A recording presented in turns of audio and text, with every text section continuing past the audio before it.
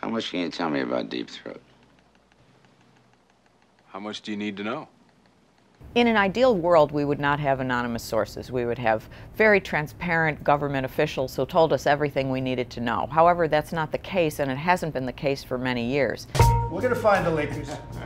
They're going to pay a big price for leaking. When President Trump, and to some extent other people in his administration, are criticizing leaks and anonymous sources, oftentimes they are actually criticizing the story, which they may not like. I think that he is frustrated, like I am and like so many others, to see stories come out that are patently false, to see narratives that are wrong. News consumers might ask themselves why people want to be anonymous. Why don't they just come out and use their names? Why don't they have the courage of their convictions? Oh, because they're hiding behind this anonymity. And that's what we're seeing. The answer to that is that they, in many cases, would lose their job if they did, in fact, say this stuff publicly. You know, we have to understand that in many cases, these people are essentially whistleblowers who are sharing information that they think the public needs to know. And journalists also need to not use anonymous sources without a lot of corroboration, without having a number of sources who are saying the same thing, and to use really considerable care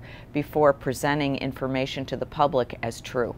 Right? This should be another one, just like Swamp, you know, the Swamp little statement that everyone... If you think back to the campaign, the Access Hollywood leak was, you know, one of the big stories of the campaign, in which Trump talked about grabbing women without their consent.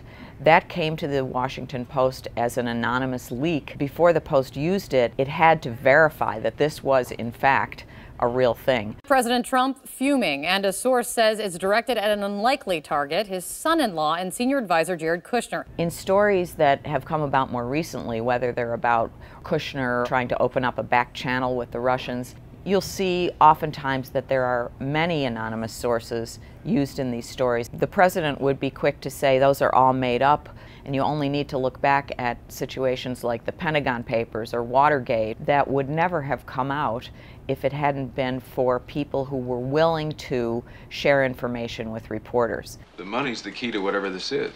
Says who? Deep Throat. Who? We have a very secretive government. A lot of information is classified. We have a very, we have an administration that hasn't been transparent, and so you have to get the information where you can. And so I think it's incumbent on the news media to be extremely careful with the use of anonymous sources and with leaks, but nonetheless, it's absolutely necessary at this time to be using them.